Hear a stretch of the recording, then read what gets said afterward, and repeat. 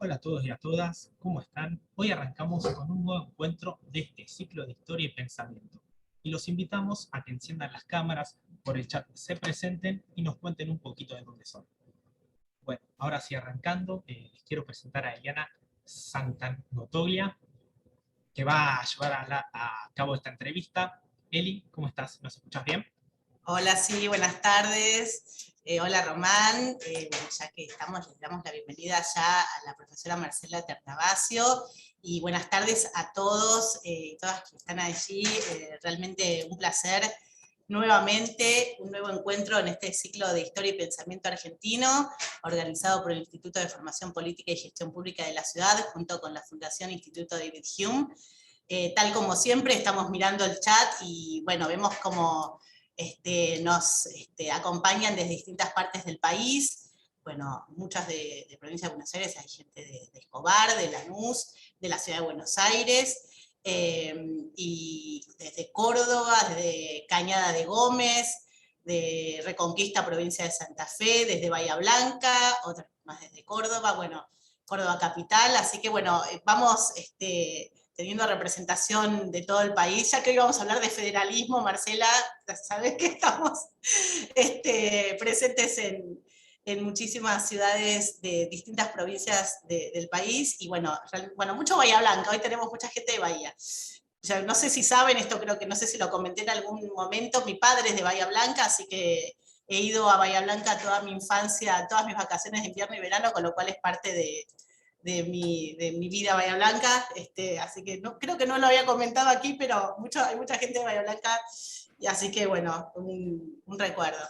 Pero bueno, esta tarde vamos a presentar a la profesora Marcela Ternavasio, que para nosotros es un honor tenerla en este ciclo. Bueno, ella va a hablar de tres grandes desafíos políticos, que son la representación, el federalismo y la división de poderes, tres grandes desafíos que fueron desafíos para el siglo XIX y que siguen siendo hoy también grandes desafíos, así que me parece que va a ser un tema súper interesante que también va a dar lugar a una linda charla posterior a la presentación de la profesora Ternavasio. Yo, como siempre, voy a hacer la presentación formal de la profesora Ternavasio y luego le damos ya la bienvenida y comenzamos con la charla. Para aquellos que no la conozcan, la profesora Marcela Ternavasio es doctora en Historia por la Universidad de Buenos Aires, con estudios postdoctorales en la Universidad de Harvard. Actualmente es profesora titular de Historia Argentina 1 en la Facultad de Humanidades y Artes de la Universidad Nacional de Rosario. Ella nos va a estar dando la charla desde Rosario. También es profesora de posgrado en Historia de la Universidad Torcuato Di Tella e investigadora independiente del CONICET.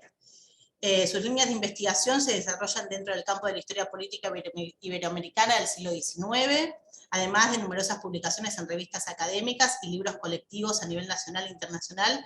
Entre sus principales libros cabe destacar Los Juegos de la Política, las independencias hispanoamericanas frente a la contrarrevolución, del año 2021 en la Universidad de Zaragoza, candidata a la corona, la infanta Carlota Joaquina de Borbón en el laberinto de las revoluciones hispanoamericanas, del siglo XXI del 2015, Historia de la Argentina 1806-1852, del 2009, Gobernar la Revolución, Poderes en Disputa en el Río de la Plata 1810-1816, del siglo XXI del 2007, y La Revolución del Voto, Política y Elecciones en Buenos Aires 1810-1852 del año 2002. Como ustedes verán, tiene una extensísima carrera, investigación en los temas políticos, especialmente la primera mitad del siglo XIX, con lo cual es un gran gusto tenerla para que nos hable de estos temas. Y como siempre, buenas tardes, Marcela, ¿cómo estás? Hola, buenas tardes, Eliana. Buenas tardes a todos y a todas. Buenas tardes, y bueno, arrancamos siempre con un recuerdo. Ustedes saben que este ciclo es en homenaje al profesor Ezequiel Gallo, así que siempre arrancamos, Marcela, con un recuerdo de Ezequiel, sea personal, profesional, y bueno, te damos la bienvenida para que nos ilustres con tu charla. Bueno, muchas gracias, Eliana. Un placer estar aquí con todos y todas en esta representación federal. Debo decir que Gabriela, me parece, puso en el chat es de Cañada de Gómez, yo nací en Cañada de Gómez, y aunque me vine a vivir a Rosario a los 4 meses, y no he prácticamente regresado allí porque no me han quedado parientes, bueno, saludo también a mi coterránea. Ezequiel Gallo y un recuerdo, bueno, muchísimos, pero decir solo 2 cosas antes de arrancar. La primera es que mi primer contacto de lectura con su obra, siendo yo muy joven, fue Colonos en Armas. Colonos en Armas circulaba como fotocopia en aquellos tiempos, porque todavía no había sido publicado como libro, y no solo es un gran libro, sino que además reconozco que tocó mi ADN santafesino, ¿no? Y mi ADN de ser descendientes de inmigrantes italianos que se instalaron justamente en esa pampa gringa que tanto conocía Ezequiel, y por lo tanto a partir de allí me puse en contacto con su obra, pero debo decir que todo lo que aprendí con su obra es mucho menor a lo que aprendí en las tertulias con él cuando lo conocí. Tuve una relación estrecha con Ezequiel y por lo tanto fue un personaje que hizo de la cultura de la conversación un espacio de salón, siempre era el gran animador. Y bueno, mi recuerdo apunta básicamente allí, ¿no? A todo lo que aprendí, a todo lo que disfruté con ese gran conversador y tertuliano que fue Ezequiel Gallo, y a quien, bueno, quienes hemos tenido una relación estrecha con él, lo seguimos extrañando.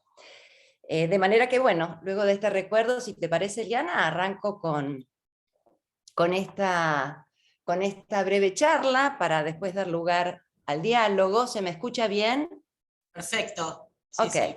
Perfecto. Bueno, tal como indica el título de mi charla de hoy, y tal como indicó también Eliana, estos 3 grandes temas, ¿no? La representación, la cuestión de la división de poderes y el federalismo son temas de agenda actual. No hace falta repetir que escuchamos permanentemente que asistimos a una crisis de la representación política y a una crisis de los partidos políticos, al menos tal como los habíamos conocido a lo largo del siglo XX. Asistimos a las tensiones que el principio constitucional de división de poderes muestra o exhibe en la práctica política, ¿no? Con una concentración por momentos del Poder Ejecutivo, una devaluación del Legislativo, tensiones con el Poder Judicial, y asistimos también a lo que creo son las grandes distorsiones de nuestro federalismo, no solo en términos de la representación territorial a nivel político, sino también, como sabemos, en términos fiscales. En fin, los invito entonces a revisar estos 3 grandes dispositivos de organización política que están hoy en la agenda en sus orígenes, cuando se inventaron, es decir, cuando comenzaron a modelar y a formatear nuestro orden político a partir de la revolución y de la independencia, es decir, cuando rompimos los lazos coloniales, esto es en las primeras décadas del siglo XIX, cuando no existía el Estado-Nación y cuando no existía la Argentina tal como la conocemos. Y esta revisión de estas 3 grandes cuestiones o 3 grandes temas nos lleva a otra que las engloba, sin duda, y que también está en agenda, que es la cuestión constitucional. Digo, asistimos también en los últimos tiempos a una suerte de explosión de poderes constituyentes, ¿no? De revisión de las constituciones en la región, en los países de la región latinoamericana. Sin duda el caso chileno es el más reciente.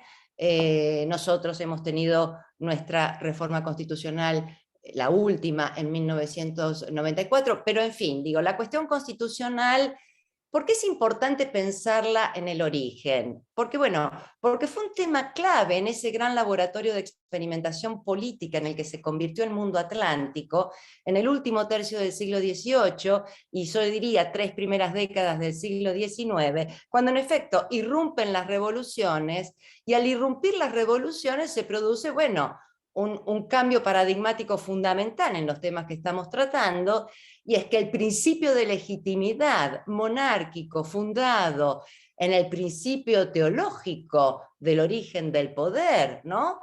Legitimado a partir del origen divino, pasa a ser, digamos, un poder pensado y practicado desde una legitimidad fundada en la soberanía popular. de factura humana. Digo, este cambio trajo consigo, por lo tanto, la invención del poder constituyente, que implicaba otra invención, la de un librito llamado Constitución. Es decir, las antiguas constituciones de las monarquías se configuraban de manera jurisprudencial, había, digamos, un conjunto de leyes indisponibles que conformaban lo que se llamaban leyes fundamentales o constitución antigua, y a partir de estas revoluciones comienza, digamos, el poder constituyente a convertirse en el gran pacto fundador, que debía organizar a través de este papel llamado Constitución, bueno, por un lado, la relación entre gobernantes y gobernados, que ponía en juego el primer gran tema que vamos a tratar hoy, que es el de la representación política,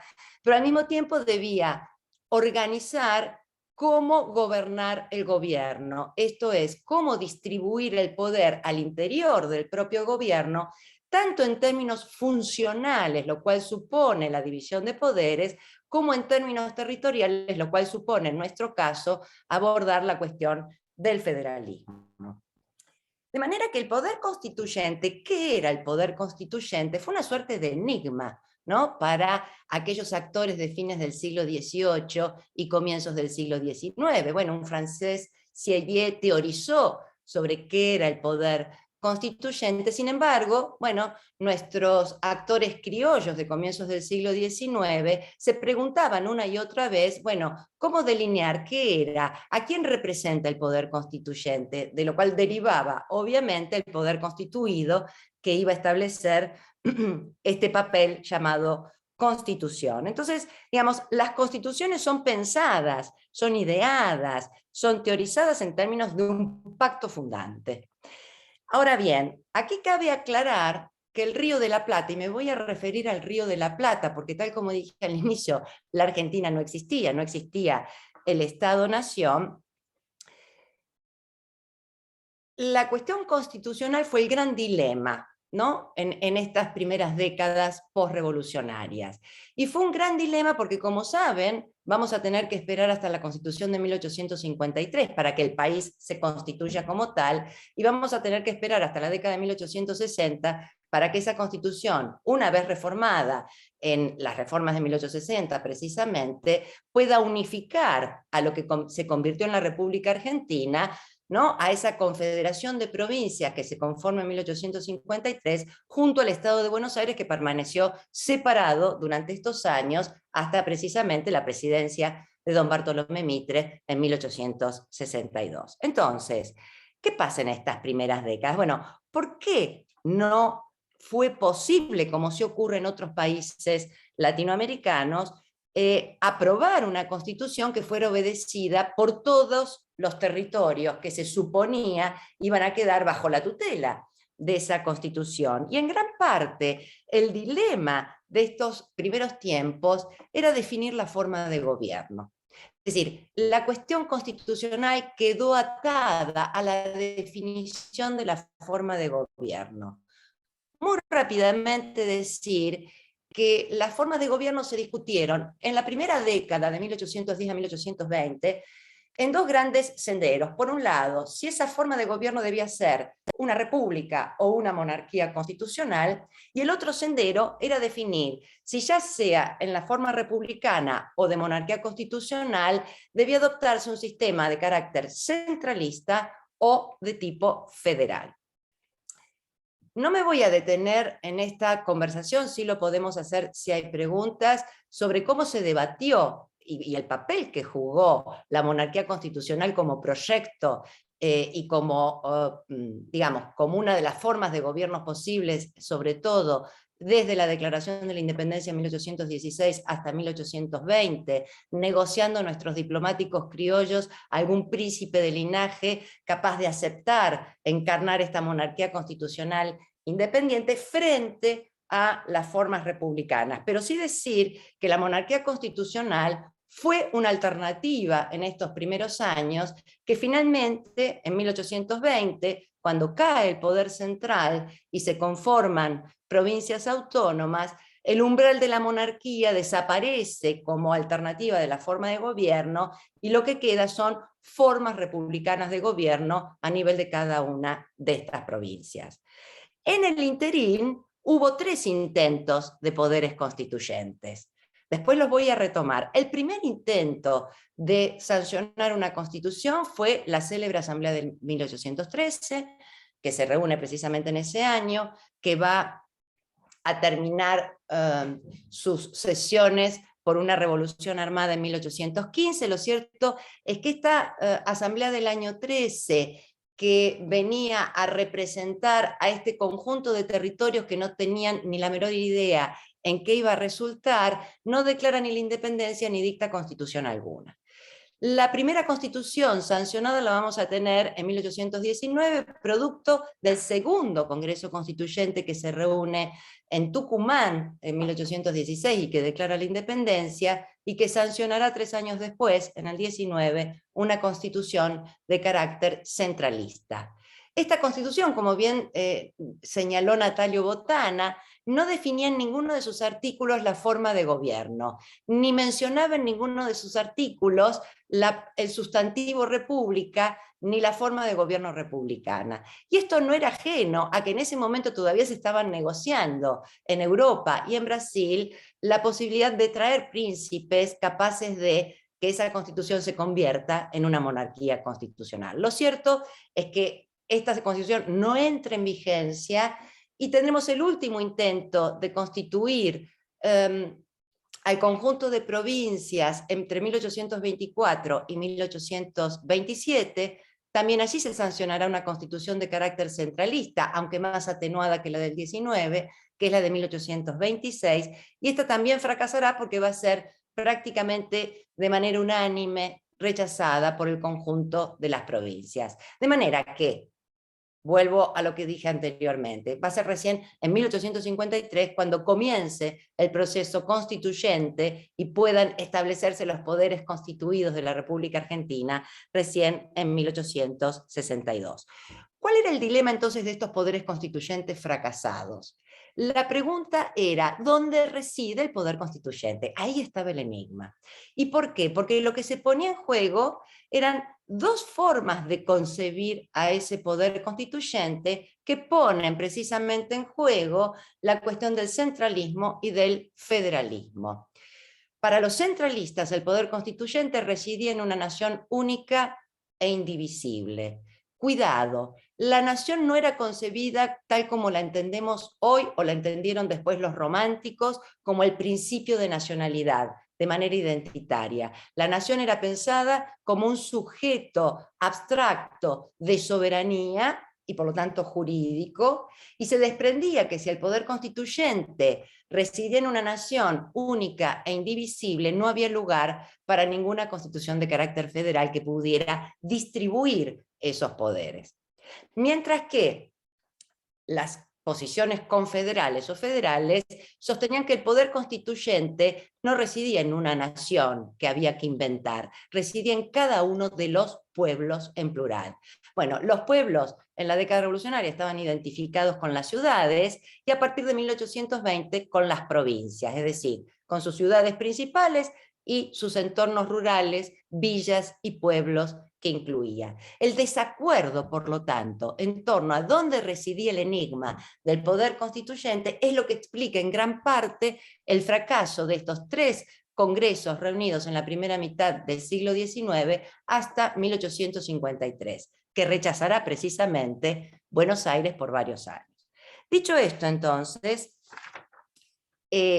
cabe recordar que cualquiera de estos ensayos constitucionales fracasados se daban en fronteras muy cambiantes. ¿Por qué? Porque cuando digo no existía la Argentina o no existía el país tal como lo conocemos, es que esos territorios que habían pertenecido al Virreinato del Río de la Plata, con capital en Buenos Aires, y creado en 1776, se fragmenta a partir de la Revolución para dar lugar a 4 estados diferentes, a saber, Paraguay, Bolivia a partir de 1825, la banda oriental del Uruguay convertida en República del Uruguay después de la guerra contra el Imperio del Brasil, y que es el tratado de paz de esta guerra entre las Provincias Unidas y Brasil que da lugar en 1828 a la creación de un nuevo Estado, y la República Argentina, que es la que más tardíamente se conforma en la segunda mitad del siglo XIX. Lo que vamos a tener entonces, entre 1810 y 20, es un poder central en Buenos Aires que intenta domesticar a todo este conjunto de territorios que habían formado el Virreinato del Río de la Plata, un poder central que se desmorona en 1820 frente al avance de las fuerzas federales, y vamos a tener, por lo tanto, de 1820 hasta 1852, una pléyade de provincias, las provincias históricas, primero las 13 provincias históricas y luego 14 cuando Jujuy en los años 30 se escinde, se separa de la jurisdicción de Salta, y por lo tanto esas provincias se van a organizar de manera autónoma, con sus propias leyes fundamentales, con sus propias constituciones, y vamos a tener por lo tanto una confederación de provincias, de hecho, que van a adoptar una forma institucional bastante laxa, y después vamos a conversar también, bastante excepcional, a partir del Pacto Federal firmado en 1831. Este es el marco general. A partir de este marco general, por lo tanto, voy a tratar de decir algunas cuestiones básicas sobre los tres dispositivos que vamos a trabajar hoy: la representación política, la división de poderes y la cuestión federal. Sobre la representación política. La representación política, como saben, es una gran ficción, y esa ficción se inventa, ¿no?, en Estados Unidos en el momento de la Revolución y de la Independencia, donde justamente la idea es separar a gobernantes de gobernados. La ficción presupone que la soberanía popular reside en el pueblo, pero que el pueblo delega su ejercicio en un conjunto de representantes. La idea de separación entre gobernantes y gobernados y entre representantes y representados está en la base de esa ficción, porque precisamente esa ficción apunta a evitar el ejercicio directo de la soberanía a través de las formas asambleístas, lo que en aquella época se denostaba y conocía como la democracia directa. De manera que esto está en la base de nuestras primeras formas de representación política y de nuestros primeros sistemas electorales, que son precisamente el mecanismo técnico para vehiculizar esa ficción. Bueno, ¿cómo pasar de la soberanía popular como concepto abstracto al ejercicio de esa soberanía en un grupo de representantes? Bueno, va a ser la elección la que legitime técnicamente esa ficción, y por lo tanto comienzan a construirse los sistemas electorales. Hay tres cuestiones que definen a los sistemas electorales en nuestros orígenes. Una tiene que ver con el derecho de sufragio, otra tiene que ver con la distinción entre electores y elegibles, y otra tiene que ver con el sistema de elección directa o indirecta. Nuestros primeros sistemas electorales sentaron las bases de un sistema electoral absolutamente inclusivo, masculino para la época, que no estuvo sometido a calificaciones de tipo de renta, de propiedad. Sí, en el caso de los elegibles para ser representantes, como ocurría y como ocurre en todos los regímenes representativos, se exigen mayores requisitos que para el derecho al voto activo, es decir, para poder votar. Sin embargo, vuelvo al derecho del voto activo. El voto activo fue desde los inicios muy amplio y estuvo muy atado a la idea de la autonomía civil, a la idea de la no dependencia social. Esta es una idea muy del siglo XVIII, y por lo tanto, dotar a la población del ejercicio del sufragio masculino era pensar en el hombre libre. El drama era definir qué era un hombre libre en aquella época, ¿no? Entonces, aquí vienen los grandes debates en torno a qué se consideraba un hombre autónomo, si los jornaleros, por ejemplo, o los domésticos podían entrar en la categoría de hombre libre. Por supuesto que las mujeres y los niños quedaban excluidas de esa idea de libertad bajo la noción de la dependencia social, pero hay algo también muy importante para pensar los sistemas electorales de estos primeros tiempos a escala hispanoamericana, no solo en el Río de la Plata, y es la cuestión étnica. Digo, es un dilema que los países europeos no tuvieron que enfrentar, y quiero destacar que los regímenes electorales incorporaron inmediatamente a los indios en la representación política, y que hay más problemas para habilitar a los afrodescendientes libertos. Por supuesto, los esclavos quedaban fuera de esta categorización de hombre libre, pero ¿qué pasaba con los libertos? Entonces, bueno, allí tenemos distintas leyes electorales que en un comienzo intentan excluirlos, pero ya a partir de 1820 no hay exclusión ni de propiedad, ni de analfabetismo, ni de pertenencia social o étnica. La segunda cuestión que quiero destacar es que si en la década revolucionaria, entre 1810 y 1820, los sistemas electorales eran sistemas electorales de carácter indirecto, cuando el poder central cae y cada provincia organiza sus propios regímenes políticos y se dictan sus propias leyes electorales, con la excepción de Córdoba, que tuvo voto calificado y que tuvo un sistema indirecto para elegir a su legislatura, doy el ejemplo de la provincia de Buenos Aires, pero esto se extiende a varias otras provincias. La ley electoral que se dicta en Buenos Aires en 1821 no solo es novedosa por la inclusión en el derecho de sufragio de todo hombre libre o avecindado mayor de 20 años, sino porque establece el voto directo. Es una combinación inimaginable en cualquier país europeo e incluso en Estados Unidos, combinar un sufragio amplio en la base con un sistema directo. ¿Por qué? Bueno, porque los regímenes indirectos que podían aceptar mayor ampliación en el derecho de sufragio estaban pensados justamente para filtrar los posibles excesos de la soberanía popular. Entonces, Buenos Aires muy tempranamente va a tener estos sistemas, este sistema directo de elección para elegir ¿qué? Bueno, para elegir a los miembros de la legislatura, que en aquella época se llamaba Sala o Junta de Representantes. La legislatura, al mismo tiempo, era la que elegía al titular del Poder Ejecutivo Provincial a cargo del gobernador, que no tenía que proceder de la propia legislatura. Es decir, en la legislatura residía la soberanía popular, era electa por voto directo y por un sufragio prácticamente universal masculino, y se convertía, además de legislatura, en una suerte de asamblea electoral indirecta para elegir al titular del Poder Ejecutivo.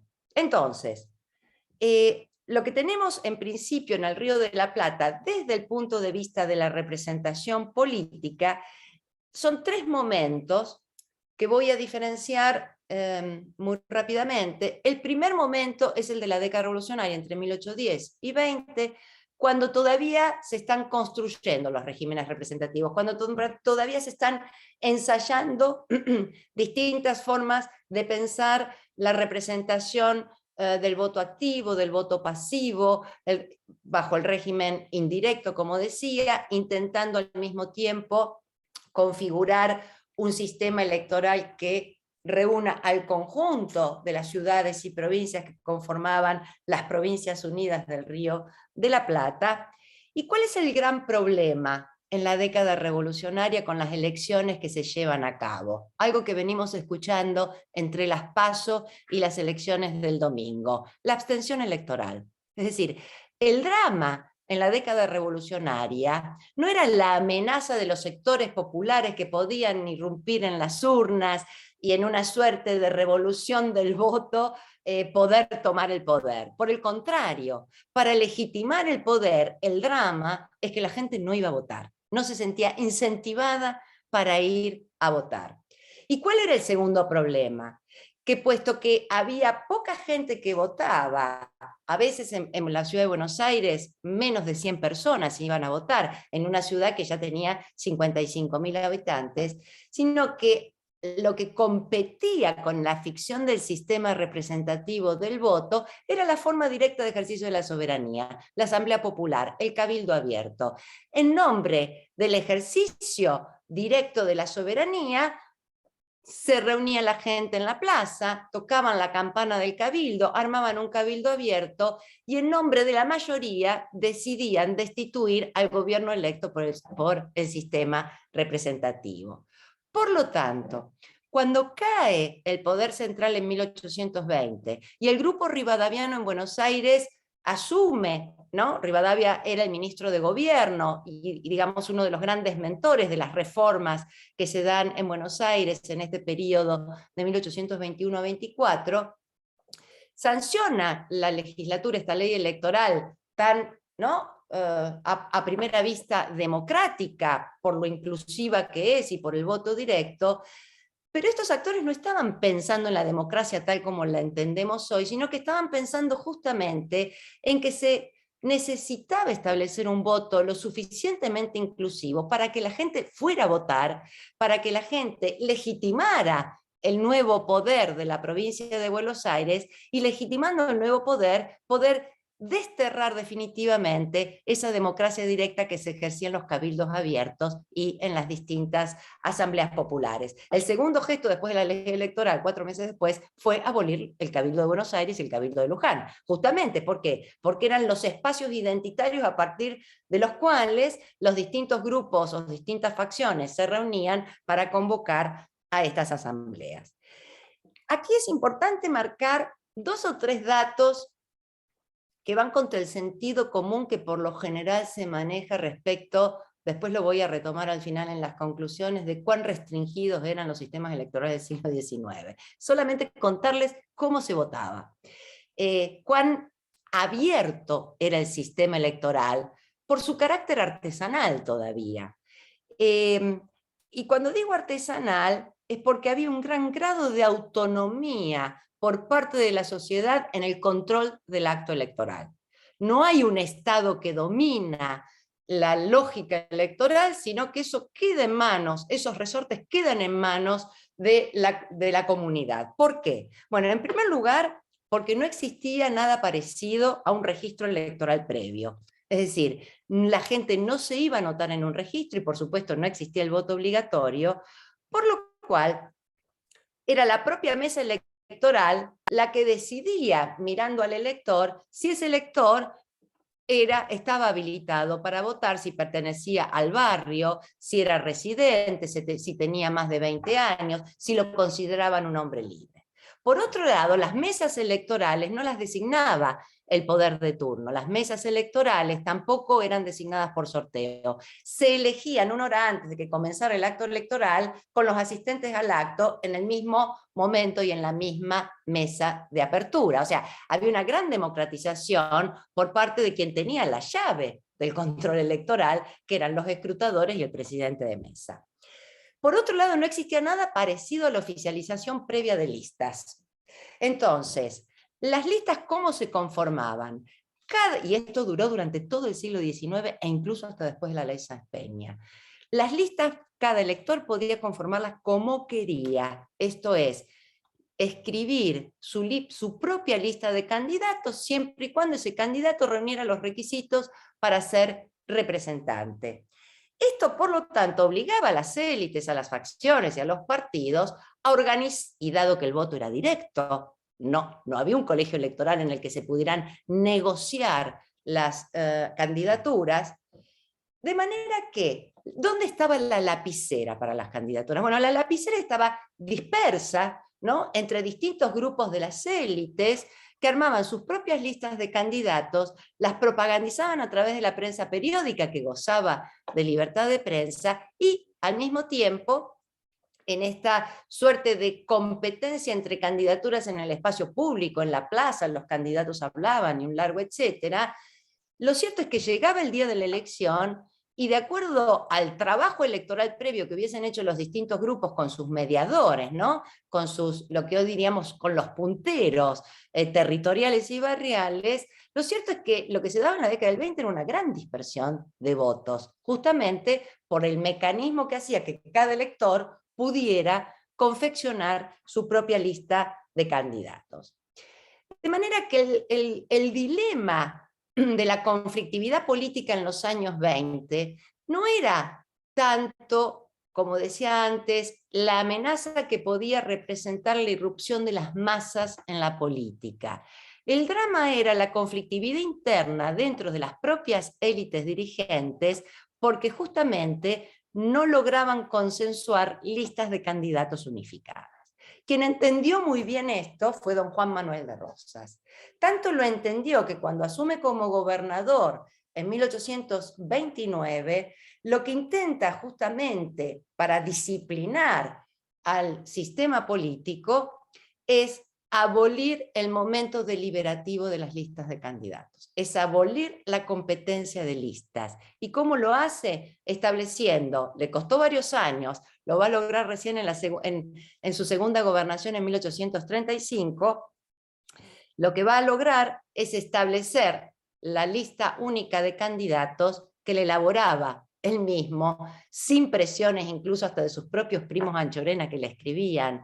Decían, bueno, para la próxima elección podés incorporar en la lista de candidatos a fulano o a mengano, e inmediatamente Rosas le respondía, la lista está en mis manos. Ahí sí había una lapicera, una, que era don Juan Manuel de Rosas. Entonces, lo que tenemos es que pasamos de un periodo, de un sistema electoral fundado en una práctica política de deliberación de listas, a un sistema electoral de lista única. Y un sistema electoral que además multiplica muchísimo la cantidad de electores, y esto también es algo importante de destacar, porque justamente el unanimismo rosista, que en nombre del federalismo viene a representar al todo y no a la parte, ese unanimismo rosista fundado, digamos, en esta suerte de respetar la ley electoral, pero cambiarle el signo a partir de la práctica informal que se estableciendo la lista única, bueno, precisamente crea un sistema en el cual,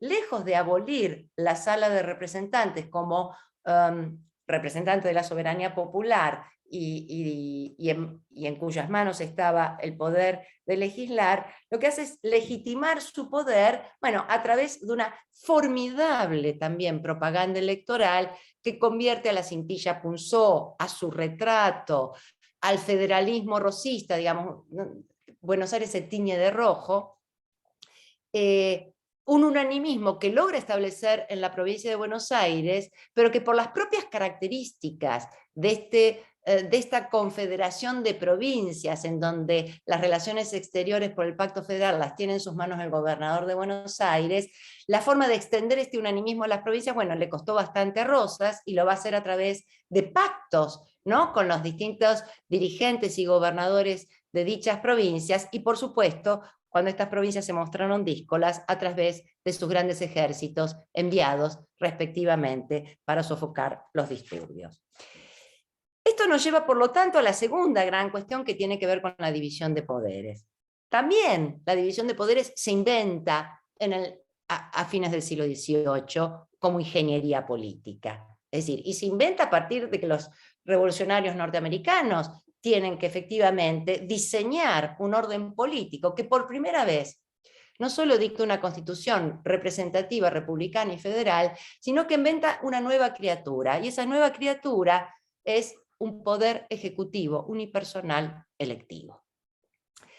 De manera que nuestros dirigentes criollos van a tener a la mano las distintas formas y formatos que adoptó la división de poderes, tanto en la Constitución norteamericana con los checks and balances, y en las distintas constituciones francesas, ¿no?, tanto en la monarquía constitucional como en el efímero momento republicano jacobino, en donde allí, lejos de adoptar, ¿no?, la forma de los checks and balances, tenemos una forma de estricta división funcional de poderes, de manera que va a haber apropiaciones selectivas, distintos ensayos, y aunque no hay una constitución a nivel nacional que contemple cada uno de estos dispositivos, sin duda, tanto en la primera década revolucionaria como en el momento confederal, las provincias irán construyendo sus propios poderes, el legislativo en la sala de representantes, el ejecutivo en manos del gobernador, y poderes judiciales de alcance provincial. Y aquí interesa marcar algo importante, y es que justamente, lejos de poder pensar estas primeras décadas como décadas que están buscando el reemplazo del rey con una figura unipersonal omnisciente, en realidad lo que vemos en estos primeros momentos es una profunda desconfianza hacia cualquier ejercicio despótico del poder que quede en manos de una figura unipersonal. Por lo tanto, los poderes ejecutivos que van a crearse a partir de la revolución, los primeros van a ser colegiados, parten de esta desconfianza, ¿no? Las juntas, la junta grande, los triunviratos, y cuando se crea el director supremo, ¿no? Alvear en una carta dice, bueno, ha encendido todas las alarmas que el poder ejecutivo esté en manos de una figura unipersonal. Pero tanto en 1815 el Estatuto Provisorio como la reforma de 1817 van a establecer poderes ejecutivos absolutamente débiles y controlados no solo por los poderes constituyentes y legislativos, sino también por los poderes territoriales. De manera que el ejercicio omnímodo del poder ejecutivo por parte del rosismo es también una rara avis.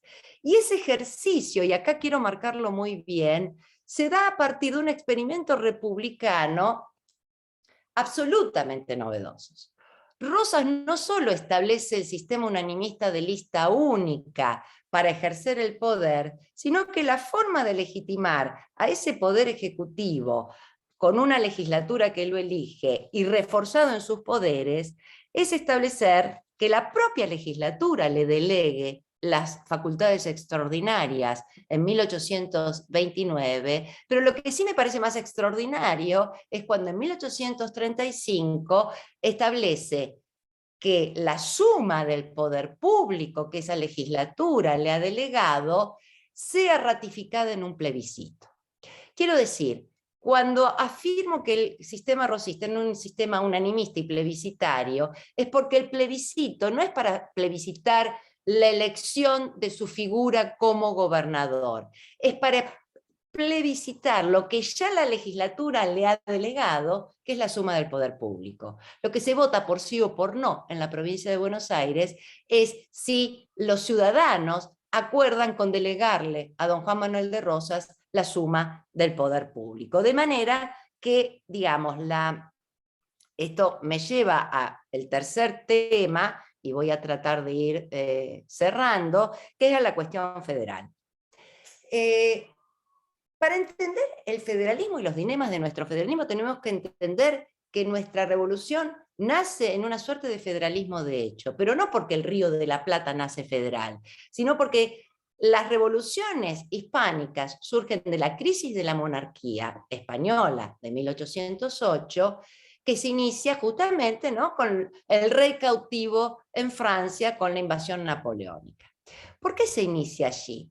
Porque el carácter de esa monarquía no es la de una monarquía centralizada, es la de una, como lo ha definido John Eliot, un gran historiador británico, es que la naturaleza de la monarquía española fue la de ser una monarquía compuesta. Este es el dilema hoy de España también, ¿no? Las reivindicaciones independentistas de esos cuerpos territoriales, Cataluña, es porque se remiten al momento anterior, a 1808, cuando cada una de estas regiones tenía sus propios fueros y privilegios.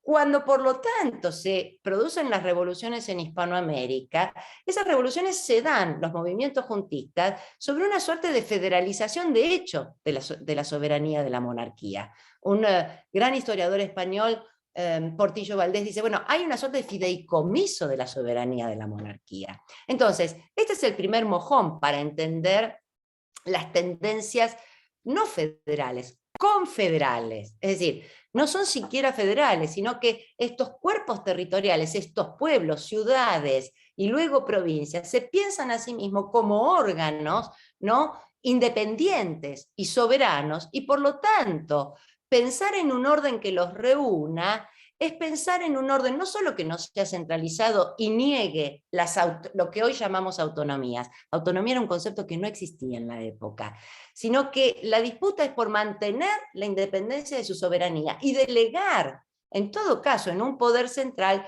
ciertas atribuciones. Entonces, estas formas confederales, que son las que en realidad van modelando a lo que nosotros llamamos tendencias federales, van a convertirse en el gran dilema del poder constituyente, ¿no? Un poco lo que dije al comienzo, y si la Constitución del 19 fue rechazada por centralistas, lo mismo ocurrirá en la de 1826. Pero hay un punto que quiero marcar de este federalismo, que también está hoy en la agenda, y es que, a diferencia de 1810, en 1820, esas provincias que surgen, de hecho, del desmoronamiento del poder central en 1820, y se dan sus propias constituciones y leyes fundamentales, arriban al Congreso Constituyente de 1824, blindadas cada una de ellas con estas constituciones. Hoy todas las provincias entre el 2020 y 2021 están celebrando sus independencias y vidas políticas autónomas. Ahora bien, uno ya podía percibir, y puede percibirlo hoy en esas celebraciones, que estamos hablando de provincias que eran inviables en su vida política independiente. Tanto es así que rápidamente lo entendieron, y lo que consideraron una victoria con la caída del poder central, rápidamente se convirtió en una derrota. ¿Por qué? Bueno, porque no podían sobrevivir fiscalmente si no era a partir de su unión con Buenos Aires. Lo cierto es que ahí, en 1824-27, en ese Congreso, dominado por los unitarios presentan un proyecto de ley que se va a aprobar, que destrozaba a la provincia de Buenos Aires en 3 porciones. Capitalizaba la ciudad de Buenos Aires, y la capital y la nacionalización de la ciudad de Buenos Aires era una franja enorme que le quitaba a la provincia, que iba desde Ensenada hasta San Fernando, y dividía el resto del territorio de la provincia en 2 porciones, una con capital en San Nicolás y otra con capital en Chascomús. Esto fue absolutamente disruptor, tanto para el Partido Unitario, que muchos se opusieron, como para los federales representados en el Congreso. Hay que explicar, y yo todavía no lo puedo entender bien, por qué los federales en el Congreso se opusieron a este proyecto, ¿no? Cuando luego van a demandar hasta 1880 por la capitalización de Buenos Aires. Lo cierto es que en 1827, al disolverse el Congreso, esa ley queda en la nada. Para ir cerrando entonces, y después vamos a las preguntas y conversamos todo lo que ustedes quieran, 3 conclusiones de los 3 temas que sobrevolé tan rápidamente. La primera, respecto de la representación política, es que lo que querría que nos quedara de este primer momento de invención del régimen representativo es romper con el sentido común. Este domingo leía todavía en la prensa periódica, ¿no?, artículos que hablaban de cómo eran de restringidos los sistemas electorales del siglo XIX. Bueno, eran todo lo contrario. Y este es el dilema.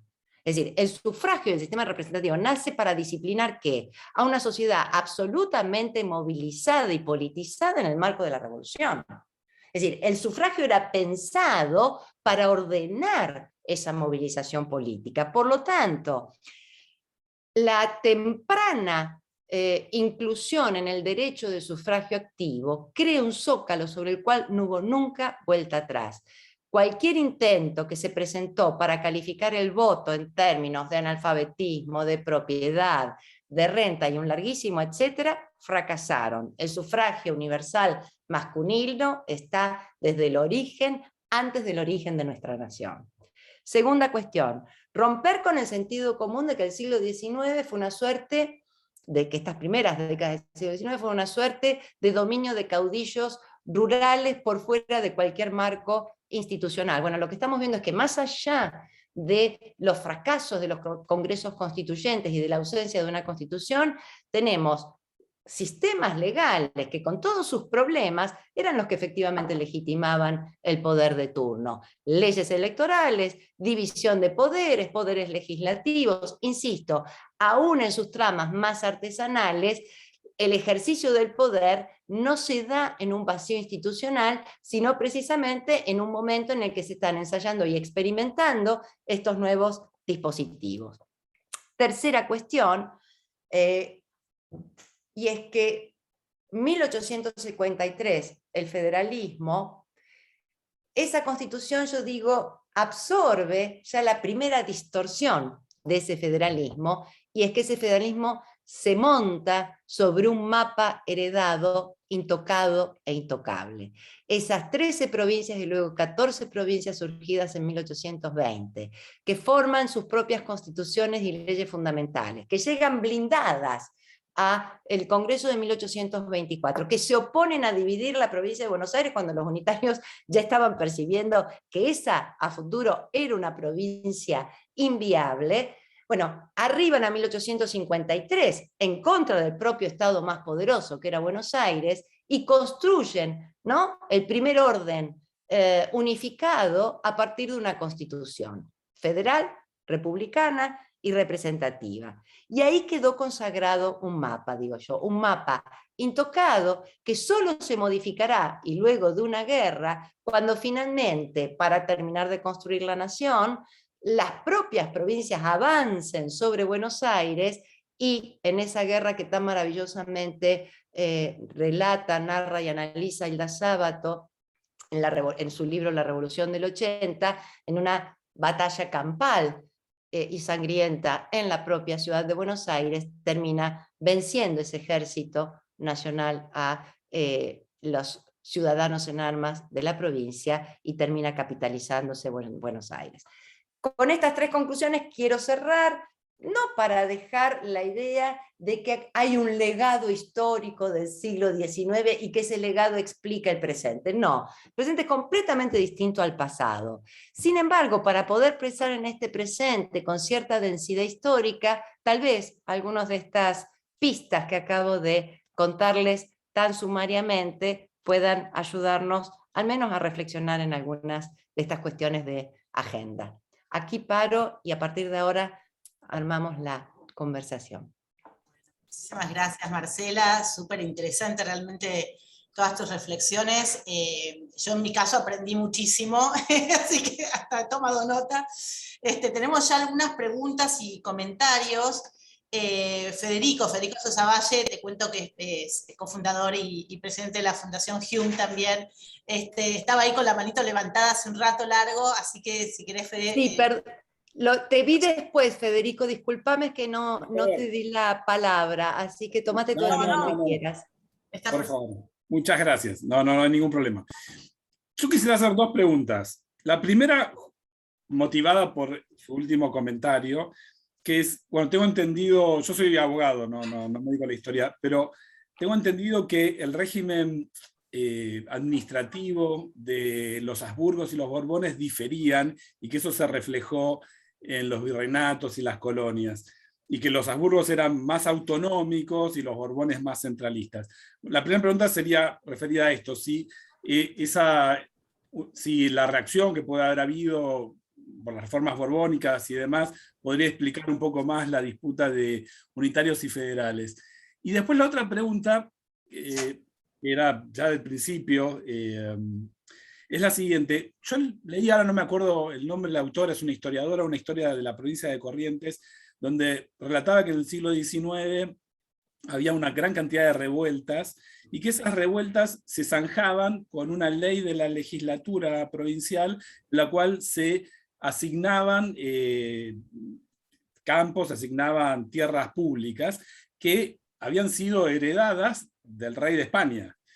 Y que, bueno, a lo largo de las décadas se fueron distribuidas de esa manera. Había una sublevación, una zonada militar, un armisticio y una ley de la legislatura. Yo imagino que no habrá sido el caso de Corrientes únicamente, que en todas las provincias se habrá replicado ese fenómeno.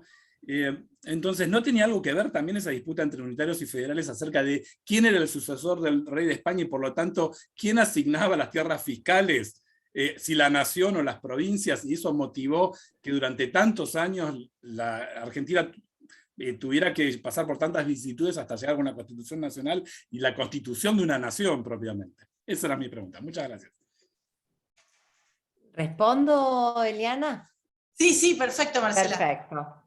Es un gran tema, en efecto, los Habsburgo y los Borbones. Para quienes no están al tanto, cuando hablamos de la dinastía habsbúrgica en España, es aquella que dominó, digamos, justamente los momentos de la conquista y colonización, siglos XVI y XVII,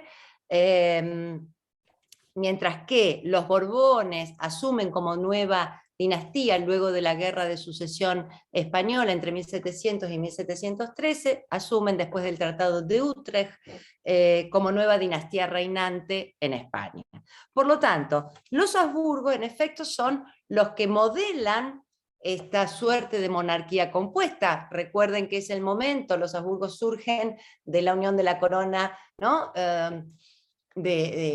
Colocando la corona en Castilla, pero es la unión, digamos, de Aragón y Castilla, y los reyes católicos y todo lo que viene después, y por lo tanto esa monarquía compuesta se conforma, como decía, en España con fueros y privilegios de las distintas regiones.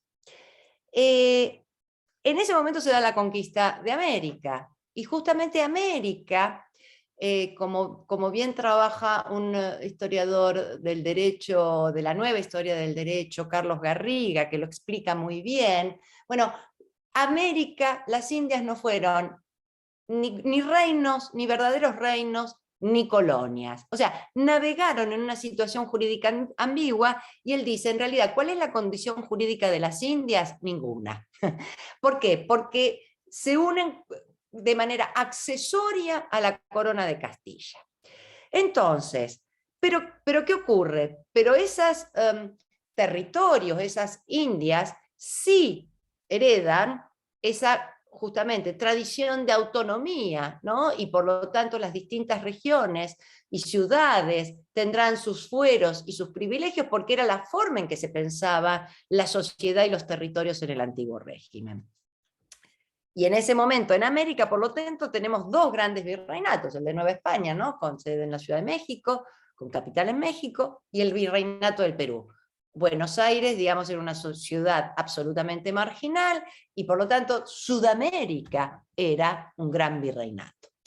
Cuando los Borbones asumen como nueva dinastía, tienen, obviamente, Felipe V llega de Versalles, digo, ¿no? Y llega de Versalles con una idea muy a la francesa, ¿no? De la monarquía absoluta. Entonces intenta trasladar a España esta forma de pensar la obediencia política y convertir a los vasallos en súbditos, y por lo tanto intenta homogeneizar esa monarquía. Bueno, sus decretos de nueva planta así lo mostraron, homogeneizar esa multiplicidad de fueros y privilegios que tenían cada una de las regiones. Va a encontrar bastante resistencia en muchas de esas regiones, después voy a dar el ejemplo de Cataluña.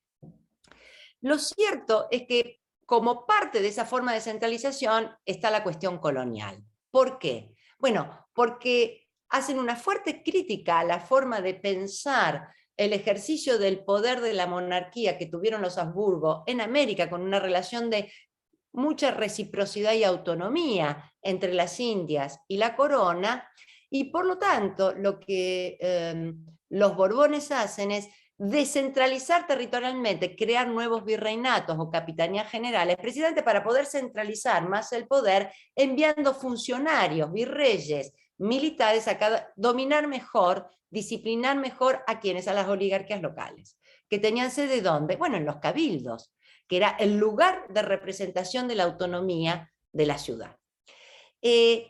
Entonces, estos intentos de centralización del poder y de hacer al rey más absoluto por parte de los Borbones, y sobre todo, ¿no?, el rey sabio, Carlos III, que se hace construir su palacio real en Madrid, y que cuando uno mira la diferencia entre el Escorial, donde Felipe II gobernó un imperio de 4 continentes como Habsburgo, al Palacio Real, donde, digo, ahí ya hay una idea de un rey más absoluto. Lo cierto es que cuando uno mira la crisis de la monarquía española en 1808 y ese fideicomiso de la soberanía, y cómo se traduce en el fideicomiso de la soberanía en América, uno dice, bueno, ese proyecto borbónico fracasó. El proyecto borbónico de crear nuevos cuerpos territoriales, que cuáles eran las gobernaciones e intendencias, nunca lograron tener una dimensión identitaria ni jurídica capaz de frenar la extraordinaria crisis que provocó la ocupación napoleónica de la península y que terminó, como sabemos, en el colapso del imperio después de la batalla de Ayacucho en 1824. Entonces, allí, digamos, cuando vos planteas lo del centralismo, ¿por qué es importante, Federico? Porque en realidad los Borbones, además de ser centralistas, están en el marco de Carlos III, bueno, de las nuevas ideas ilustradas. Y nuestros primeros revolucionarios se forman en la matriz de la ilustración hispanoamericana.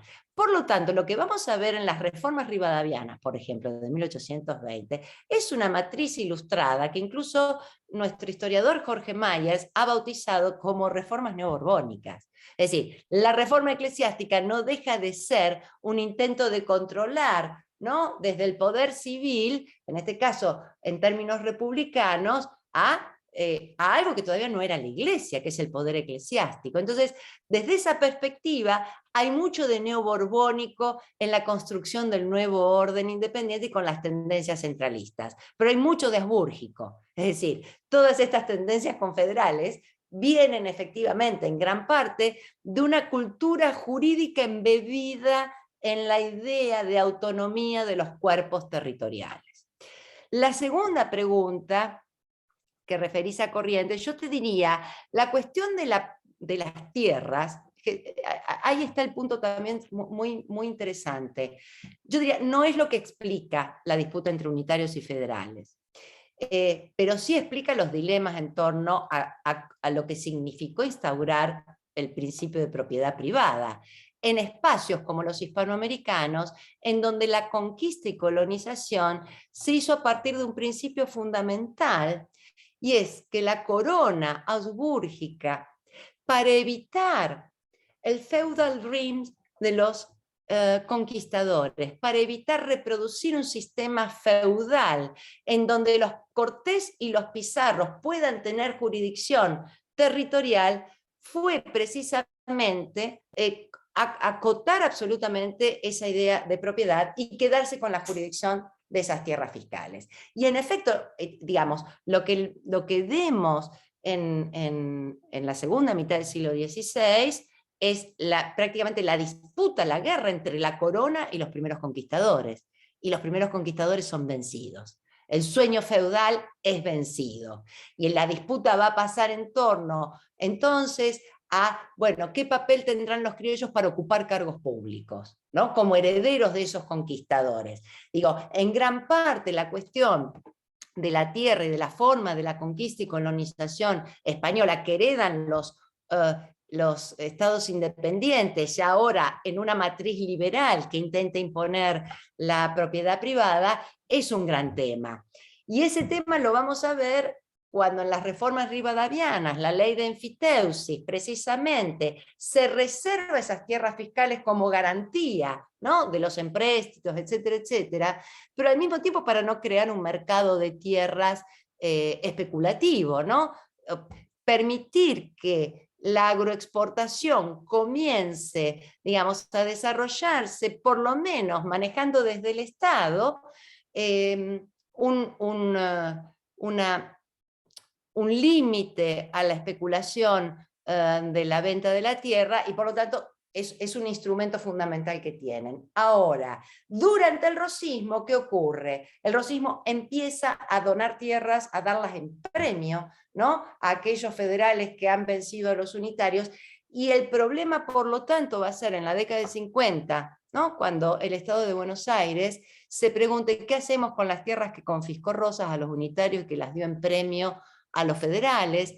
¿Qué hacemos con las tierras de Rosas que acababan ellos mismos de confiscar? Es decir, ahí Alejandro Irigoyen tiene un trabajo maravilloso sobre el gran debate en torno a la propiedad privada en el Estado de Buenos Aires, cuando estaba todavía escindido del resto de la Confederación en 1850, porque es un gran tema, ¿no? No sé si respondí, Federico.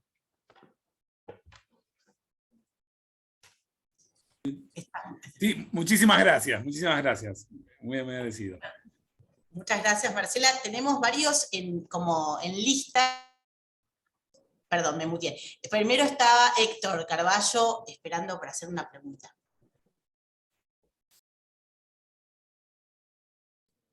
Héctor, ahí te di el permiso, fíjate si... Ahí ¿Se está. escucha?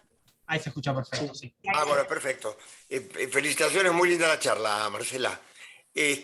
No, yo lo que quería era una pregunta con respecto, yo creo que ha habido un debilitamiento del régimen federal con la Constitución del 94, al no haberse dictado la ley del pacto fiscal y al haberse hecho el distrito único electoral.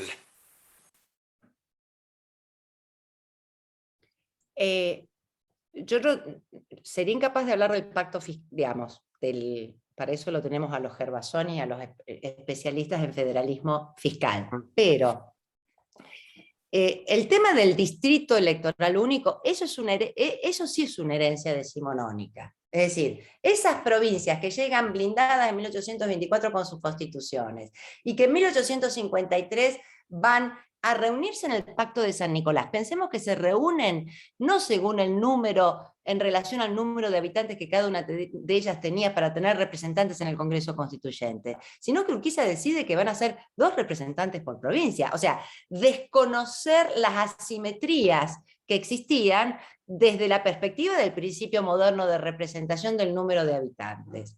Pero al mismo tiempo, el drama que ahí ya muestran desde el punto de vista fiscal es que al quedar separada Buenos Aires, ¿por qué queda separada Buenos Aires? Bueno, porque a lo que no quiere renunciar Buenos Aires es a la distribución fiscal de los derechos de la aduana y del puerto internacional que gozaba para sí misma. Entonces, ahí uno tiene que decir, Buenos Aires no era la más centralista de las centralistas. Buenos Aires siempre fue la más federal porque era el modo, precisamente, de defender sus propios privilegios. Entonces, estoy de acuerdo contigo que la cuestión del distrito único es un problema, ¿sí? Como es un problema, obviamente, aquellas cuestiones que ninguna constitución puede resolver y que deja pendientes, como tantas otras cosas que han dejado pendientes las constituciones, cuando no quieren meter el dedo en la llaga. Entonces, el poder de reglamentar a futuro cuestiones que el pacto constituyente no quiere tocar, recordemos lo que significó la Constitución de Filadelfia de 1787. ¿Qué deja pendiente la Constitución de Filadelfia en ese maravilloso federalismo? Bueno, que cada uno de los estados se definía qué iba a hacer con los esclavos y qué no iba a hacer. Bueno, esto dejarlo pendiente derivó en una de las guerras civiles más cruentas que hubo, ¿no? En el siglo XIX. Entonces, bueno, esperemos no llegar a la guerra civil por el pacto fiscal, pero el drama es, esto es interesante, Héctor, los poderes constituyentes, y esto ocurrió con el primero, ¿no? Vuelvo a Filadelfia, 1787. Un poder constituyente solo puede generar un pacto si existe la voluntad de negociar, si existe la voluntad de conciliar. Esto hicieron los federalistas y antifederalistas en Filadelfia en 1787, donde ambas tendencias renunciaron a determinadas cosas. ¿Y qué dejaron pendiente? Aquellas que sabían iba a traer rispideces. Bueno, en el 94 parece haber ocurrido algo similar. Es decir, un pacto constitucional a futuro debía dejar pendiente y en todo caso pasar a otro tipo de negociación política, y el problema, como vos bien marcás, es que eso es una fuente constante de distorsión y sobre todo de ejercicio de un poder absolutamente discrecional por parte de los gobiernos de turno. Digo, esto es así. Gracias. Bueno, muchas gracias, Marcela. Tenemos solamente como para que se vayan preparando a Carlos Trusic primero y luego a Serena Billman, y después voy yo a introducir algunas preguntas que tenía mías. Obvio. Carlos, obvio. sí. No puedo... Ahí está, hola, ¿qué tal? ¿Se escucha? ¿Qué tal? Buenas tardes. Sí, Carlos, hola. ¿Qué tal? Buenas tardes. Bueno, ante todo, un gustazo escucharte nuevamente. Todas las que puedo te escucho. Una consulta con respecto a la cuestión del voto, de la introducción del voto como una cuestión que dijiste vos un poco, si se quiere, vanguardista en la zona, ¿no? En la región. Y dijiste, y hablaste sobre fue una forma de disciplinar políticamente, digamos, ¿no? A las clases, digamos, a las clases populares. Te pregunto, ¿este disciplinamiento, esta introducción del voto, también no es un cambio en las formas de hacer la política, de hacer política, digamos, ¿no? Totalmente, mira. Es decir, el disciplinamiento apuntaba, la Gaceta de Buenos Aires, que como saben es el primer periódico que surge después de la Revolución, periódico oficial, bueno, que va a terminar sus días en 1820, pero en 1820, en plena crisis en Buenos Aires, la Gaceta publica un artículo, anónimos como eran en aquella época, diciendo: Buenos Aires necesita tener votando a más de 10.000 votantes por lo menos para poder legitimar el gobierno que se conforme. Es decir, había una idea de que la única forma de desplazar la legitimidad que provenía de las asambleas populares, de los cabildos abiertos ad hoc que se autoerigían en poderes legítimos para derrocar a los gobiernos de turno, solo podían sobrevivir si tenían atrás la soberanía del número, si tenían atrás una cantidad de votantes lo suficientemente significativa como para convertir ese gobierno en legítimo. Entonces, el voto surge con esta idea de disciplinar, de erradicar las asambleas populares.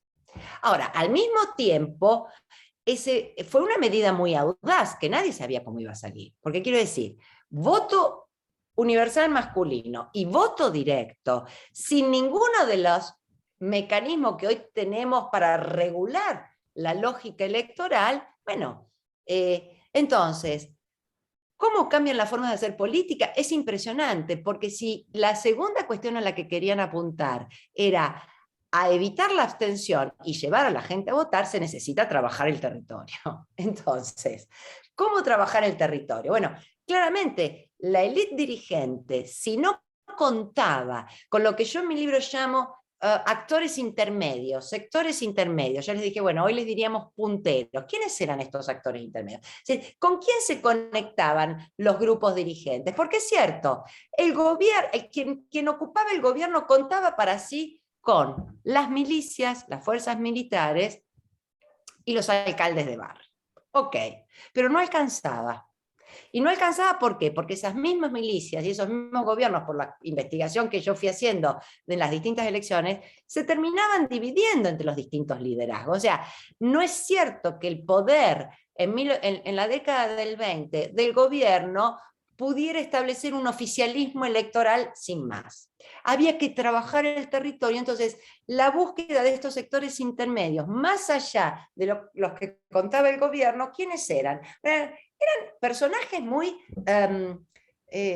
diferentes, pulperos. Bueno, los pulperos, los dueños de la pulpería, piensen que había más de 200 pulperías en la ciudad de Buenos Aires y que estaba sembrada de pulperías, que es el lugar de la sociabilidad masculina en los ámbitos urbanos y rurales. Los dueños de las pulperías eran en general una gran fuente de información y una gran fuente de propaganda política y de poder territorial. Es decir, uno no puede no dejar de imaginar que quien asiste a comprar las bebidas eran almacenes de ramos generales, se endeudaban con el pulpero repartía las listas que algunos dirigentes les traían. Entonces, el pulpero era una figura fundamental, los capataces de las obras de construcción, los capitanes de barco, los reñideros, ¿no? Las riñas de gallos. Bueno, todos estos espacios que habitaban los sectores populares, porque quienes iban a votar no eran las élites, eran los sectores populares.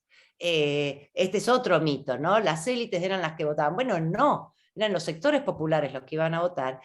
Todos estos trabajos electorales mostraron que el gobierno podía ganar, pero también mostraron que el gobierno podía perder. ¿Por qué? Bueno, porque perdía el control territorial en manos de otras fuerzas dirigentes. Entonces, esto obligaba además a los dirigentes a cómo negociar con tantas lapiceras haciendo listas. Este también era un problema en un momento en el que no existían los partidos políticos, ni siquiera los clubes políticos. Por lo tanto, eran las tertulias en las casas, estaba muy distribuido en el espacio el poder de decisión de quienes conformaban las listas. Entonces, es muy fascinante ver esa década del 20, cómo cambia el ejercicio de la política, cómo empiezan a mandar distintos, ¿no?, lo que hoy podríamos llamar cartas de electores en los diarios, proponiendo distintas listas de candidatos. Los candidatos sabían que en cuantas más listas aparecieran sus nombres, más posibilidades tenían de obtener, ¿qué?, la simple pluralidad de sufragio, porque acá hay otra cuestión. Cada candidato recibía un número de votos, no era un número, no era por lista, no ganaba una lista, ganaba cada candidato de acuerdo al número de votos que individualmente tenía. Entonces, el sistema era muy artesanal, pero al mismo tiempo bastante complejo, y de hecho se logra descuplicar la cantidad de votantes. Es decir, de la abstención que teníamos, que a veces teníamos 100 votantes en la ciudad de Buenos Aires, pasan a ser 2.000, 3.000, y en la época de Rosas pasan a ser 4.000, 5.000, con la lista única.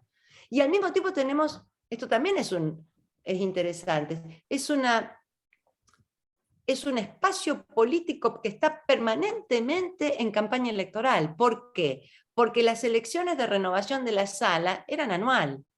Y porque si se moría o renunciaba un diputado, se hacía una nueva elección. Hay años en los que hay hasta 3 elecciones, y todos los años hay elecciones. Por lo tanto, es una sociedad muy politizada, muy movilizada, y la cuestión del sufragio hacía parte de la vida cotidiana.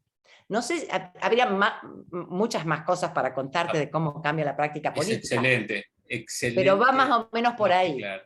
Te agradezco Perdón. un montón. ¿Y cómo cambia con el rosismo?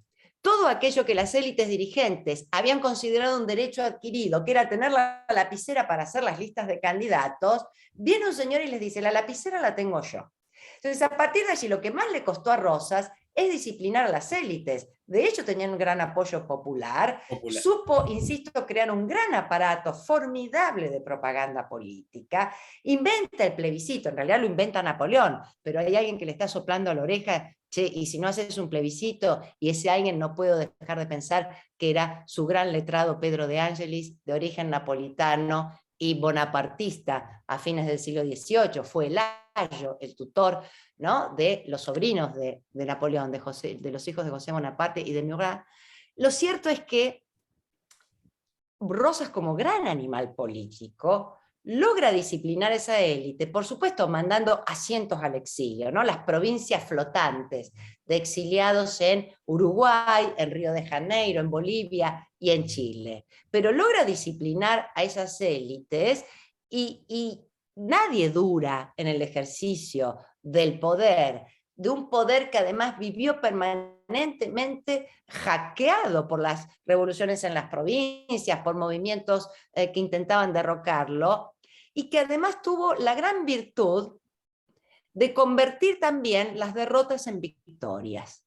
Entonces, la vuelta de Obligado, ahora que estamos muy cerca de esta fecha, es la conversión de una derrota en victoria ya iniciada por el propio rosismo. Es decir, la liturgia federal del rosismo es una nueva avis que realmente no conocíamos en el Río de la Plata. Su retrato reproducido en todos los formatos posibles, es decir, aquella sensación de amenaza de un poder ejecutivo unipersonal, omnímodo, con el rosismo muestra, ¿no?, esta nueva cara, y eso es lo que dará lugar a la Constitución de 1853, también a ese artículo 29, no tan esotérico para la época en el derecho comparado. Establecer que se prohibía constitucionalmente que los poderes legislativos delegaran facultades extraordinarias o la suma del poder público a un poder ejecutivo. Bueno, eso era estar hablando como interlocutor con el pasado reciente. Y con esto cierro, porque el drama de esa década del 50, además de la propiedad privada, es que la legislatura de Buenos Aires decide llevarlo a juicio a Rosas. Rosas ya estaba en el exilio, ya estaba en Inglaterra. Pero es un juicio ejemplar, ¿no?, acusado, ¿no?, del mal gobierno, pero además de los asesinatos ocurridos durante su gestión. ¿Cuál era el problema de ese juicio? El problema de ese juicio es que Rosas cometió todos esos crímenes en el ejercicio de la suma del poder público, que no se la autoasumió, sino que se la delegó la legislatura elegida por sufragio universal y como representante de la soberanía popular. Yo diría, casi provocativamente, en ese juicio, cuando los diputados empiezan a debatir, ¿y hasta dónde llegamos en la cadena de responsabilidades? Porque si vamos hacia abajo en la cadena de responsabilidades, quedaban involucrados muchísimos ex-rosistas que estaban ahora en el ejercicio del gobierno, pero quedaba involucrada la sociedad entera que había votado esa legislatura. Quiero decir, lo que se puso en juego era algo así como la ley de obediencia debida, y por lo tanto la decisión es enjuiciarlo solo a Rosas, ¿no? Esto es muy interesante, y ahí otra recomendación: Alejandro Ucanián, un historiador que trabaja justamente la forma en que se tramita un pasado reciente traumático en la década de 50 respecto al rosismo, tiene un gran libro y trabaja este juicio que se llama La historia en el péndulo de la política. Muchísimas gracias. Más que claro, como siempre. Te agradezco un montón. Te agradezco un montón. No, a vos. Interesante, Marcela, realmente. Nada, le doy la palabra a Selena porque si no me pongo a charlar yo, pero Selena, querías hacer una pregunta.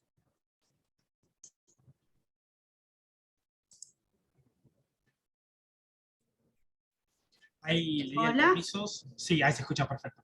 Ahí sí. Bueno. Un placer, Marcela, soy estudiante de historia y justo te estoy leyendo, así que es un honor para mí. Ah, mira. Lectura obligatoria, la condena. No, pero está lindo. No, quería volver ¿Dónde estudiás?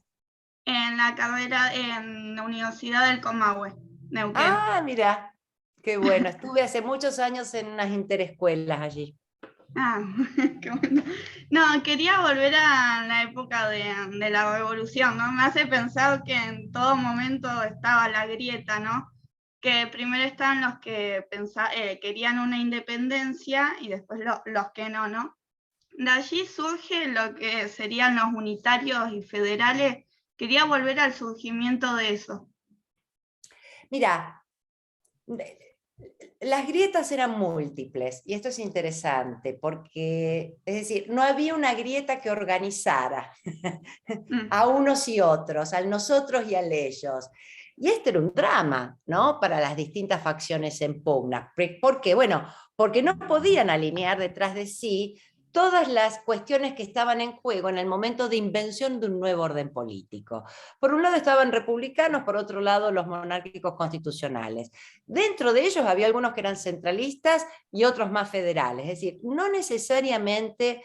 Ahora, hay sí un primer momento de definición revolucionario, que es el momento del morenismo y el saavedrismo, ¿no? Es decir, ¿qué representan Saavedra y Moreno? Bueno, eran todos revolucionarios. Es decir, lo que no tuvo Buenos Aires, y esto es importante marcarlo, a diferencia de Perú, Nueva España, Venezuela, no tuvo un partido contrarrevolucionario y nunca fue reconquistada por las fuerzas realistas. Esto lo trabajo en mi último libro que salió este año. Es decir, las fuerzas contrarrevolucionarias se armaban como afuera, con, obviamente, podían tener simpatías internas, pero en realidad la alianza contrarrevolucionaria era entre España, la potencial unidad entre España y Portugal. Entonces, dicho esto, cuando uno habla de saavedristas y morenistas, está hablando, bueno, todos eran revolucionarios. Nadie quería volver a la situación colonial anterior. Pero lo que el saavedrismo está planteando, bueno, es mirar con cierta cautela el escenario internacional y esperar a ver qué va a ocurrir, entre otras cosas, en España, ¿no? Mientras que Moreno va a, digamos, en sus célebres artículos, ¿no?, de noviembre y diciembre en la Gaceta de 1810, va a postular que esos diputados que están siendo elegidos en el interior, en lugar de formar una junta grande como terminaron conformando, formen un Congreso Constituyente. Acá viene la cuestión otra vez del Congreso Constituyente. ¿Por qué? Bueno, porque Moreno sabía que si su posición radical en qué residía, en querer emanciparse, él no habla siquiera de la palabra independencia. Fíjense cómo el uso del lenguaje era muy cuidadoso para la época, él habla de emanciparse. como posibilidad, pero la única manera de cambiar ese estatus jurídico y romper con la monarquía y con la metrópoli solo podía hacerse a partir de esta nueva invención que era el poder constituyente. Bueno, lo cierto es que Moreno y los morenistas fracasan. Es decir, no tienen las adhesiones que requerían para imponerse. Y a partir de allí, pero fíjate vos, si uno tiene que ubicar a Moreno en términos de centralistas o federales, claramente era un centralista, como lo eran todos los jacobinos, como lo eran todos los jacobinos franceses, como lo fueron los que dominaron la Asamblea del año 13, Alvear, Monteagudo, es decir, lejos de cualquier posición federal, eran los más centralistas, hasta tal punto que Alvear obliga a todos los diputados que llegan del interior a desdecirse de sus propias instrucciones que le dan sus poderdantes en las provincias y ciudades, para que juren en nombre de una nación, que era una entelequia y nadie sabía bien de qué se trataba, pero sí todos sabían que esa nación era pensada como única e indivisible. Bueno, y así terminó la Asamblea del año 13, con una revolución armada. Error que no cometió el Congreso Constituyente de Tucumán, de 1816, que ni se le cruzó por la cabeza hacer jurar a sus diputados en nombre de una nación. Los hace jurar en nombre de sus pueblos. Es decir, para resumir, había muchas grietas, y este era el drama para muchas de las élites dirigentes, y vuelvo al experimento rosista. Rosas logra efectivamente construir la idea, uno diría en jerga contemporánea, entender la dimensión agonista de la política, crear un enemigo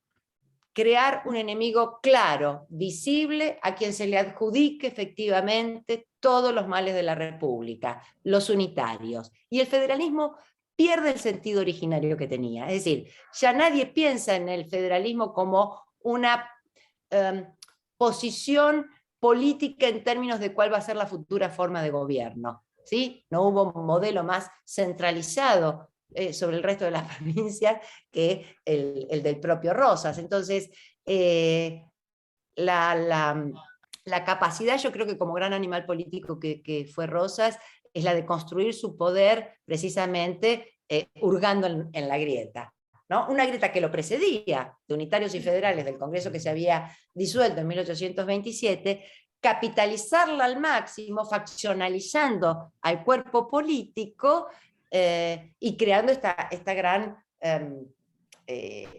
aparato de propaganda, ¿no? No sé si respondo. Sí, quería una visión tuya de la época, sí. Ok. Muchas gracias. No, de nada.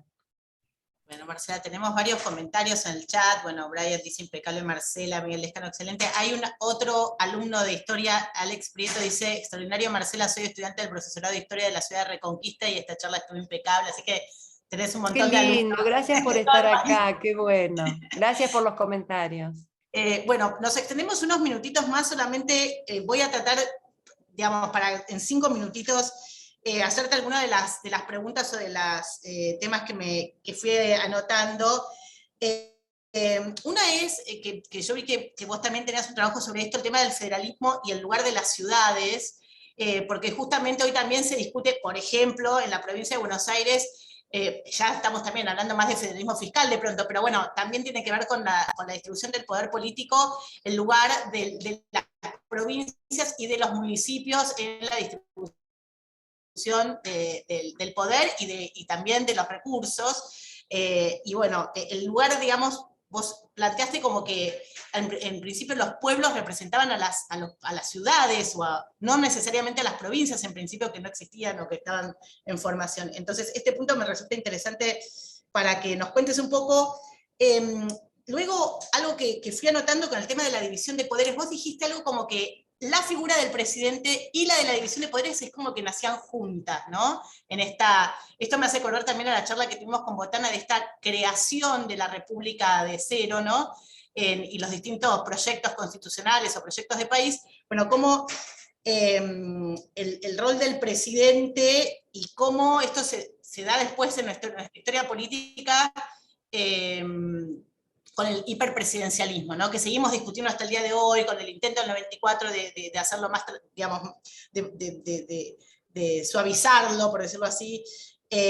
Bueno, nada, si se puede relacionar el hiperpresidencialismo posterior en nuestra historia política con el nacimiento de la división de poderes junto con la de la figura del presidente, como vos nos contabas. Y bueno, y solo un comentario muy al pasar, yo esto sí realmente lo había aprendido en esta charla, el rol de la lista única en principio del siglo XIX, yo realmente no lo tenía para nada claro, y cómo ahora es tan difícil volver a la lista única, habiendo tenido este rol tan central en las primeras elecciones, ¿no?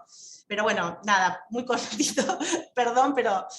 Y acá tenemos otra, dice, brillante explicación sobre un tema tan difícil de comprensión. Un honor haber sido alumna tuya en el DITELA, dice Ana María Berceli. Te comento que te seguiste. Gracias, Ana. Bueno, a ver, Eliana, el tema de ciudades y municipios es un temazo. Voy a tratar de... Mira, fue mi primer tema de investigaciones de mi maestría en Flaxo, el primer posgrado que hice en Flaxo, Buenos Aires. ¿Cómo? Encontré tu paper sobre ese tema y como hay mucha gente acá que trabaja que nunca en ciudades... quise publicar bajo el formato de libro y en aquel momento, en los 90, no imaginé que cuando Flaxo me consultó si lo podía colgar en internet, le dije que sí, y bueno, no lo quise publicar y circuló mucho más. Bueno, a ver, el problema en todo Hispanoamérica de las disputas territoriales es justamente el papel que los cabildos y las ciudades tenían, ¿no? Porque los que reclamaban soberanía eran las ciudades, los pueblos, digo. Entonces, el caso excepcional del Río de la Plata, que comienza en Buenos Aires y después, como todas las provincias en la década del 20 van a seguir este modelo, van a suprimir los cabildos. Entonces es un gesto jacobino.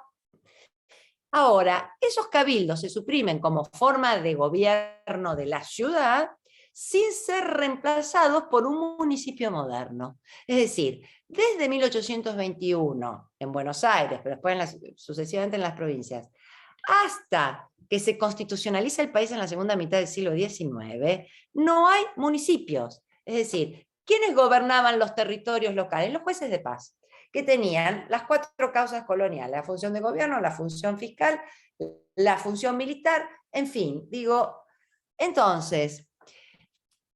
Ese federalismo de las provincias eran absolutamente centralistas al interior de esos territorios, porque el gobernador elegía y definía quiénes eran los jueces de paz. Por supuesto que no eran electivos, jueces pedáneos en otras provincias, bajo distintos nombres.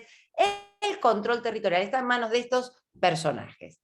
Cuando la Constitución Federal, por el artículo 5, establece que cada provincia se dará su propio régimen municipal, empieza a moldearse ese régimen municipal bajo la idea, la noción que ya, digamos, el pensamiento doctrinario francés y varios otros, pero que ya estaba en el pensamiento hispánico en la Constitución de Cádiz de 1812, que era el lema política versus administración, es decir, los municipios no deben dedicarse a la política, sino que son entes meramente administrativos. Bueno, esta es una fórmula que performateó ¿a qué? A la amenaza que representaban las ciudades en términos del ejercicio de la soberanía. Despolitizar aquella vocación que demostraron tener para reclamar soberanía, hacía que entonces los sistemas provinciales organicen sus municipios bajo el lema, insisto, de ser entes administrativos y no políticos.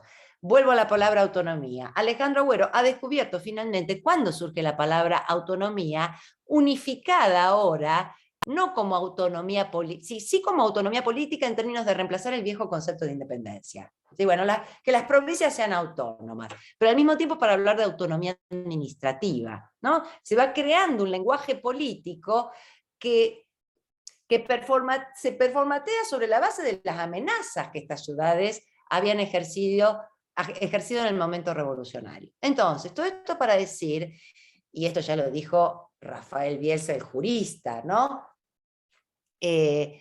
¿Cuán unitarios pueden ser nuestras provincias y sus regímenes internos dentro de un sistema federal? Al tener precisamente la capacidad jurídica y política de crear sus propios sistemas de distribución del poder, bueno, allí hay un punto importante que explica por qué algunas provincias tienen senados y otras no tienen senados. Es decir, ¿a quién representan los senados de las provincias? Pero al mismo tiempo uno ve también cómo se crearon formatos territoriales diferentes. Y el caso de la provincia de Buenos Aires, ya los publicistas del siglo XIX se quejaban del formato, del formato que es el municipio partido. Cada partido como municipio es una provincia, ya lo sabemos. Muy distinto a la idea del municipio en la provincia de Santa Fe. Vuelvo a Colonos en Armas, de Ezequiel Gallo, y a la idea de que las comunas son el ejido urbano o el pueblo rural con su comisión de fomento, sus autoridades. Es decir, hay una distribución del poder territorial completamente distinta a la de la provincia de Buenos Aires. La provincia de Buenos Aires, y cierro con esto, adoptó la forma partido que se consagró en el siglo XVIII con las reformas borbónicas. Entonces, esos enormes territorios que estaban bajo la forma partido dieron lugar a los distritos electorales en la primera mitad del siglo XIX y se convirtieron en municipios en la segunda mitad del siglo XIX. Esta es una de las tantas distorsiones, ¿no?, de esa provincia de Buenos Aires. Y respecto al presidencialismo, hay algo... en un momento, hace unos 3 o 4 años me invitaron en Montevideo a participar como historiadora de un proyecto de politólogos, donde estaba Pérez Liñán y varios politólogos latinoamericanos, y yo era la historiadora que tenía que trabajar con ellos sobre lo que ellos consideraban era la herencia decimonónica del presidencialismo fuerte que explica el siglo XX. Y yo lo que les presenté ahí fue algo completamente... No, es decir, el siglo XIX no explica el siglo XX. El siglo XIX muestra, vos lo conoces bien, a este texto que voy a mencionar, Eliana, y muchos de los que están aquí también, Pierre Manent, en su Historia del Pensamiento Liberal, da una pista genial. El poder ejecutivo nace como el eslabón más débil en el dispositivo de división de poderes. ¿Por qué? Bueno, porque es un poder delegado. ¿De qué? De la soberanía popular que reside en el legislativo. Esto Madison lo tuvo clarísimo. Ahora bien, por lo tanto, esa amenaza del poder ejecutivo hace que Simón Bolívar, a quien retoma Alberdi en las bases, diga, es decir, esto lo pongo yo, por la propia debilidad, pero sí lo dice Bolívar, con la que nace este invento de un poder ejecutivo, presidencial, unipersonal y electivo, porque no es un monarca hereditario que goza de la legitimidad de la tradición, debe estar arropado con mucho más atribuciones y funciones que la de un rey.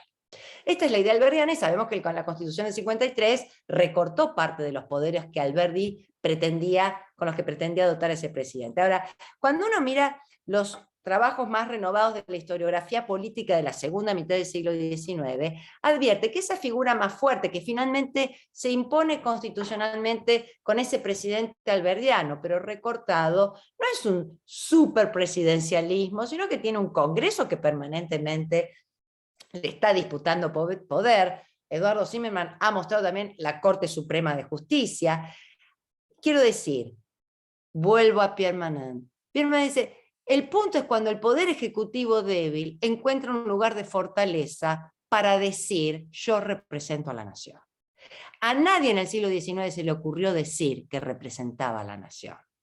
Ni a Roca, sí se le ocurre decir, en el marco del surgimiento de los partidos políticos modernos, a Irigoyen, y luego a Perón, y uno podría seguir. Digo, son los partidos con vocación unanimista que hacen de la figura del presidente como jefe de partido la representación del todo, y por lo tanto de la nación, que crea, digamos, una figura presidencial que no se explica solo por los atributos que tiene a nivel constitucional, sino por la propia construcción identitaria de esas figuras. Entonces me parece que allí hay bastante tela para cortar y decir, bueno, el siglo XIX nos está mostrando un panorama distinto. Sí, súper interesante, Marcela. Sí, esta idea de que muchas veces extrapolamos nuestra visión de las instituciones del siglo XX al siglo XX, bueno, ahora claro, al siglo XIX, Y claro, y leemos a Alberdi como Son si estuviera presidentes, hablando son presidentes mucho más débiles. Miren lo que Natalio Botana, Paula Alonso, todos han mostrado, digamos, cómo están, bueno, con sus manos atadas, ¿no? Bueno, excelente. Bueno, Marcela, realmente ha sido un placer.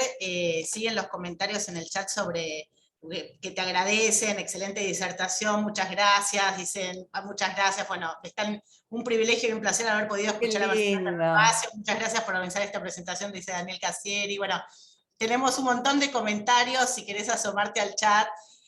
Por mi parte, realmente un gran placer. Interesantísimo, da para hacer todo un curso con vos, Marcela, de cada uno de los temas. Me encantaría poder organizar en el futuro más charlas como estas con vos, y bueno, y le agradezco a todos los participantes que ahí están, ahí, mirá, te están mandando un montón de...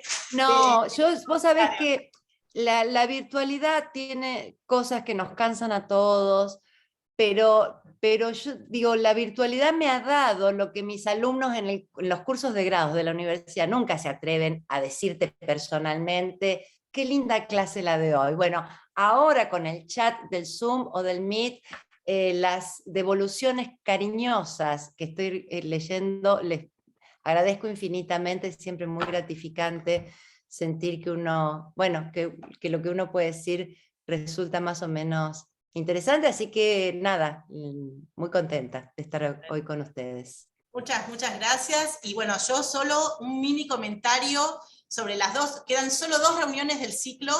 El próximo martes es con Klaus Gallo, que va a hablar sobre la influencia de Bentham en justamente el pensamiento de Rivadavia en el Río de la Plata, y toda la mentalidad del utilitarismo, que hemos tenido otras clases ya con Enrique Aguilar y Álvaro Pérpere sobre justamente temas del debate teórico y cómo ha influido en nuestro siglo XIX. Bueno, esta va a ser una de estas, y el último encuentro con Pablo Gerchunov sobre historia económica argentina y su libro sobre la moneda en el aire, con lo cual no se nos pierdan los próximos 2 encuentros, son los últimos 2 martes, y como siempre, muchísimas gracias, y nada, los vuelvo a encontrar el próximo martes. Muchas gracias, Marcela.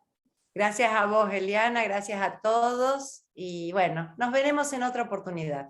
Y gracias, Román, por toda la asistencia. Buenísimo, también yo coincido con todo lo que dijeron, creo que estuvo muy buena, sobran los elogios para Marcela, y agradecerte a vos, Eli y Marcela, por su tiempo, y como bien dijiste, esperemos reencontrarnos en futuras actividades del instituto. Chao, gracias a todos. Chao, muchas gracias.